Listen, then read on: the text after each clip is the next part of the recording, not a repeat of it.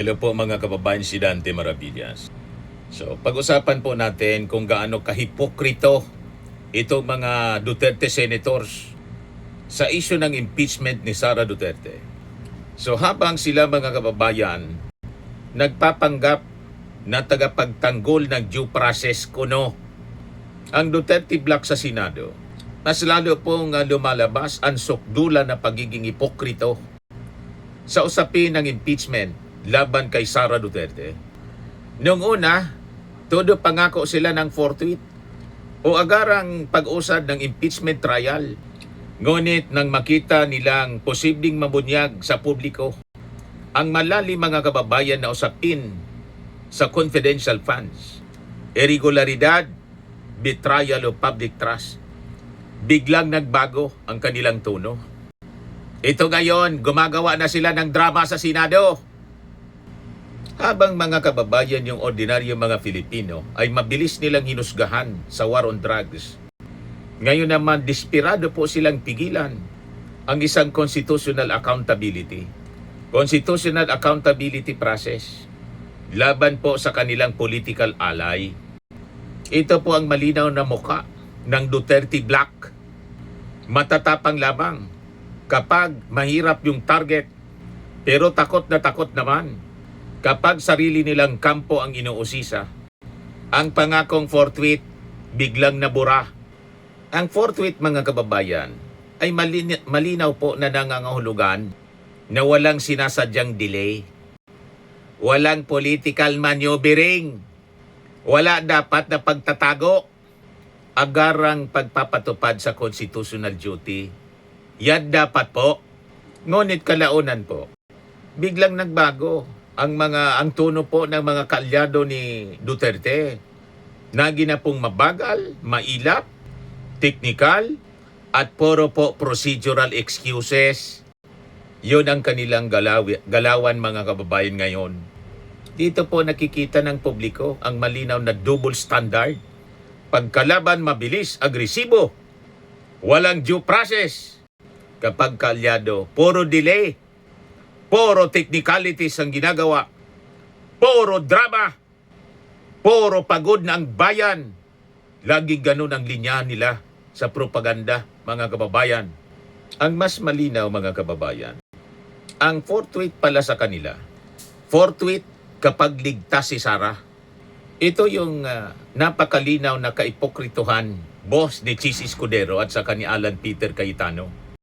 Matatandaan po natin noong Agosto 2025. Kabilang po sina Chis Escudero, Alan Peter Cayetano sa nangunang itulak mga kababayan o nagtulak para i-delay at kalaunan na archive yung naunang impeachment complaint laban kay Sara Duterte.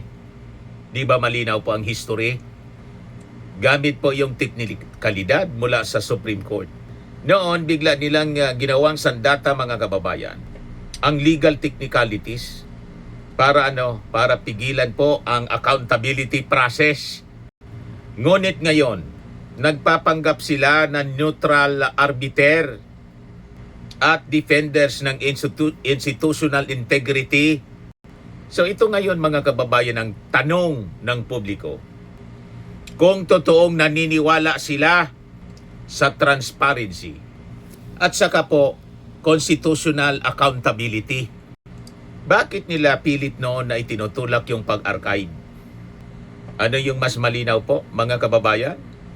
Hindi ninyo dinipinsahan ang institusyon. Yun ang malinaw. Ang dinipinsahan ninyo, Chis Escudero, Alan Peter Cayetano, si Sara Duterte. Yun ang malinaw. At dito mga kababayan lalong nasisira ang kredibilidad ng Duterte Block. Dahil po lumalabas na hindi po prinsipyo ang basihan nila. Hindi po rule of law. Hindi po constitutional duty. Yan ang gawain nila. Yun din na nakita natin ngayon mismo sa pagpatakas nila kay Bato de la Rosa. Kita ninyo? Hindi rule of law po. Ang basihan po nila, malinaw po, na political survival ng kanilang kaalyansa. Ganon. Tapos may emotional blackmail sila sa publiko. At sa mga gusto po ng accountability. Ano ang sinasabi nila? Pagod na. Pagod na ang bayan. Tama, pagod na ang bayan sa mga ginagawa ninyong kabuktutan, pambabastos sa Senado. Pagod na kami. Pagod na ang bayan. Paulit-ulit po na ginagamit ng Duterte Black ang mga salitang nakakapagod na. Nakaka-divide. Sayang ang oras. Gumagalaw dapat ang gobyerno. Yan ang drama nila. Malinaw na emotional blackmail, mga kababayan, ang kanilang ginagawa. Huwag tayong pauuto sa kanila, mga kababayan. Huwag paloloko. Yun ang kanyang style. Ang kanilang style, mga kababayan, para pigilan ang impeachment process. Isang classic emotional tactic. Emotional, blackmail tactic. Dahil po nililis nilang usapan mula sa totoong issue na dapat pinag-usapan, yung confidential funds, yung maling paggamit po ng pera ng bayan, yung issue sa accountability, yung corruption allegations na billion, 6.7 billion ang na-detect po ng ABLAC sa mga bank accounts ni Sara at ni Manasseh Carpio. Yung malinaw po na issue ng betrayal of public trust, nililihis nila po doon. Patungo po sa emotional fatigue narrative. Huwag pabubudol. Huwag tayong pabubudol dito sa kanila. Ang totoo po niyan, mga kababayan, hindi po yung impeachment ang nagpapapagod sa bayan. Ang totoong nagpapapagod sa bayan, yung korupsyon, yung political impunity, yung paggamit po ng public funds na walang transparency, at yung mga politiko ang akala nila exempted sila sa batas, tulad nito mga Duterte senators, mga senators. Kapag ordinary yung empleyado, mga kababayan, hinihinga ng liquidation. Kapag si Sara Duterte, biglang move on na lang tayo, kalimutan na lang natin. Kasi nakakapagod na. Di ba? Mga kababayan, malinaw ang panluloko nila. Dito, mga kababayan, lumalabas ang tunay na agenda ng Duterte Black. Hindi nila gustong matapos ang issue. Ang gusto nila po, ibaon sa limot bago pa mabuksan ang lahat ng ebidensya. Isa sa pinaka-agresibo, mga kababayan, na pagtanggol ni Sara Duterte, itong si Amy Marcos. Nagpapakalat siya ng mga aligasyon na tinatakot di umano yung mga mambabatas. Pinipressure umano ang mga mambabatas para bumuto pabor sa impeachment. At minadali raw ng Kamara yung proseso. Kahit dumaan na po ito sa committee review at constitutional procedure. Ngunit hanggang ngayon, wala man po siyang konkretong ebidensya. Puro haka-haka, puro chismis, puro pag-produce, mga kababayan, ng propaganda na video. Napanood po ninyo? Yun ang ginagawa niya. Puro insinuation, puro drama, puro political theater, mga kababayan. So ito ang problema, mga kababayan, sa propaganda politics ni Amy Marcos. Kapag po walang depensa sa facts, gumagawa ng conspiracy narrative. At habang nagsasalita po si Amy, mas lumalabas na desperado po ang kampo ni Sara Duterte na kontrolin po ang public perception bago pa man lumabas ang buong ebidensya sa impeachment trial. At ang mas nakakatawa, ang mga taong dating nagsasabing, huwag umiyak yung human rights groups noong war on drugs. Sila ngayon ang numero unong gumagawa ng emotional victimhood narrative para kay Sara Duterte.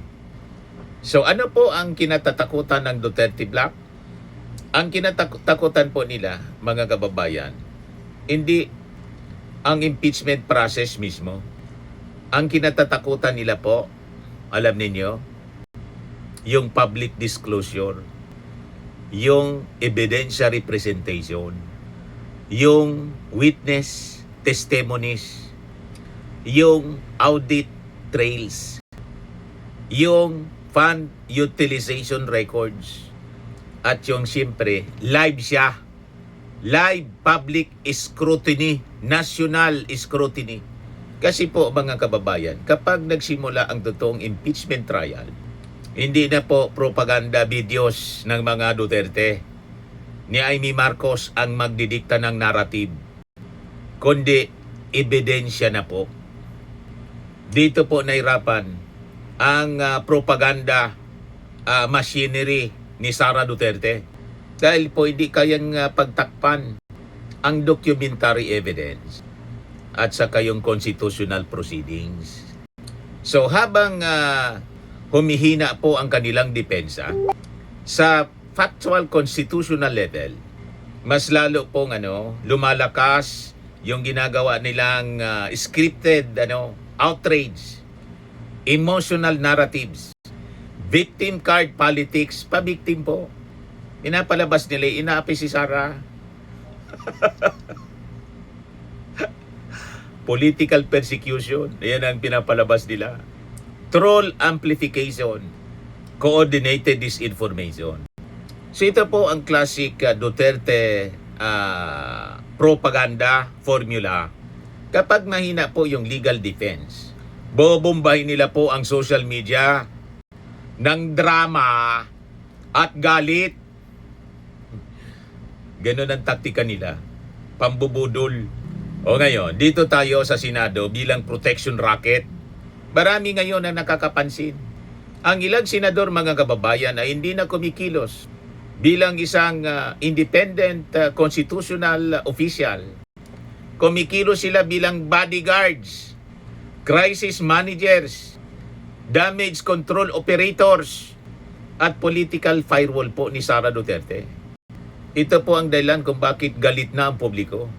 Dahil po, imbes na Senado ng Bayan, nagmumukha na po ito na Senado ng mga protektor ni Sara. So habang pong sumisigaw ang Duterte Block ng due process, sila mismo ang gustong pigilan po ang proseso kapag sarili na nila mismong kampo ang kailangan pong managot. Di ba po malinaw ang galawan?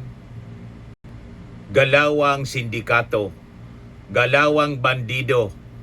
Yan ngayon ang ating Senado. Pinataka si Bato de la Rosa. Hindi ba yan galawang bandido?